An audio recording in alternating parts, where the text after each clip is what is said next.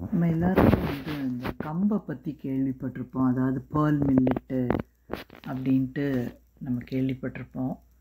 அதோட டேஸ்ட் நிறைய பேருக்கு பிடிக்காது. ஏன்னா அது ரொம்ப ஒரு மாதிரி சாப்பிட்றதுக்கே ரொம்ப ஹார்டாக இருக்கிற மாதிரி இருக்கும். இந்த கம்பு நமக்கு அதில் நிறைய ப்ரோட்டீன் இருக்குது. அதாவது 12.6 இருக்குது. இது ஒரு நல்ல ஆன்டி ஆக்சிடெண்ட்டாக செயல்படுது. அப்புறம் கேன்சரோட ரிஸ்க்கை குறைக்கிறதுக்கும் இந்த கம்பு பெரிய யூஸ்ஃபுல்லாக இருக்குது. இந்த கம்பு நம்ம எல்லோரும் என்ன பண்ணுவோம், கூழ் மாதிரி வச்சு சாப்பிட்லாம். இல்லைன்னா சில பேர் என்ன பண்ணுவாங்க, கம்பை நல்லா ஊற வச்சு அரைப்பாங்க.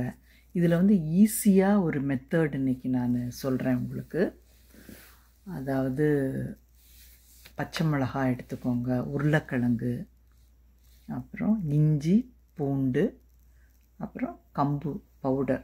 பச்சையாக கடையில் அரைச்சதே நிறைய கிடைக்கும், அது மாதிரி வாங்கிக்கோங்க. நிறைய பேருக்கு அந்த கம்பை ஊற வச்சு மாவு மாதிரி அரைக்கிறதுக்கு டைம் இருக்கிறதில்ல.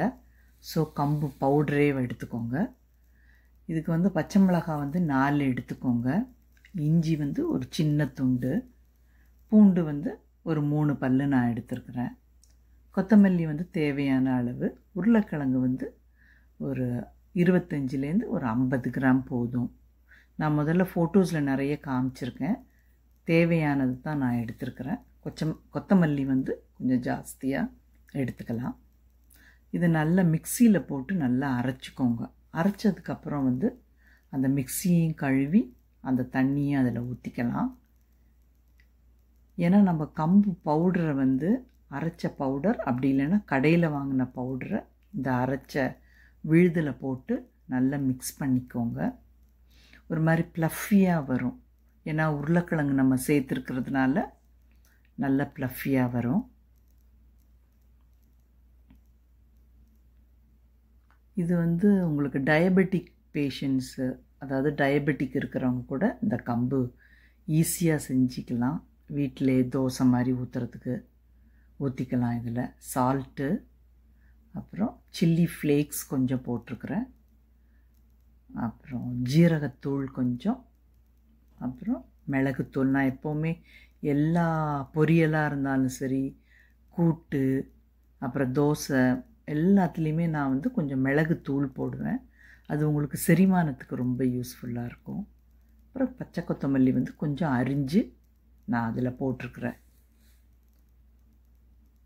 தேவையான அளவுக்கு சால்ட்டு போட்டுக்கோங்க. ஏன் இந்த கம்பு கூட உருளைக்கிழங்கு போடுறோன்னா, ஏன்னா வெறும் கம்பு தோசை ஊற்றும்போது அது ஒரு மாதிரி ரஃப்பாக இருக்கும். இப்போ உருளைக்கிழங்கு சேர்த்து நீங்கள் அதை யூஸ் பண்ணிங்கன்னா கொஞ்சம் நல்ல அது கிறிஸ்பியாகவும், கொஞ்சம் லேசாக ஊற்றுனா கிறிஸ்பியாக வரும், கொஞ்சம் மொத்தமாக ஊற்றும்போது நல்ல சாஃப்டியாக இருக்கும் உங்களுக்கு.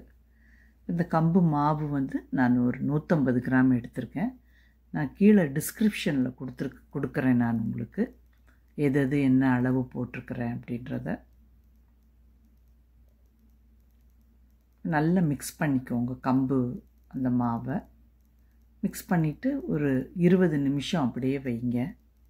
இந்த வெறும் கம்பு மாவு போட்டு தோசை ஊற்றும்போது, ஏன்னா நம்ம கொத்தமல்லி உருளைக்கிழங்கெல்லாம் போடுறதுனால தோசை ஊற்றும்போது அது உங்களுக்கு துண்டு துண்டாக பிஞ்சு போயிடும், அதாவது பிட்டு பிட்டாக ஆயிரும். அதுக்கு நீங்கள் ஒரு 2 ஸ்பூன் அளவு பச்சரிசி மாவு அது கூட சேர்த்துக்கோங்க. எனக்கு நல்லா வரும், என்கிட்ட நான்ஸ்டிக்கு தவா இருக்குது அப்படின்னா அவங்க அப்படியே கூட ஊற்றிக்கலாம். நான் இதில் கொஞ்சம் கனமான தோசையாக ஊற்றிருக்கேன். பெரியவங்க கொஞ்சம் கனமான தோசை ஊற்றிக்கலாம். சின்ன குழந்தைங்களுக்கெல்லாம் நீங்கள் கொடுக்குறீங்க, இந்த பச்சை கலரில் தோசை கொடுக்கணும். ஏன்னா இதில் பொட்டேட்டோ இருக்கிறதுனால ரொம்ப டேஸ்டியாக இருக்கும்.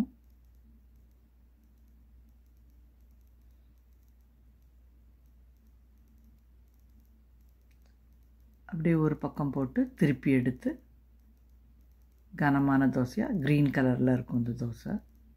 நான் இன்றைக்கி இந்த தோசைக்கு மாங்காய் போட்டு சாம்பார் வச்சுருக்கிறேன். சாப்பிட்டு பார்த்துட்டு நீங்களும் செஞ்சு சாப்பிட்டு பார்த்துட்டு சொல்லுங்கள்.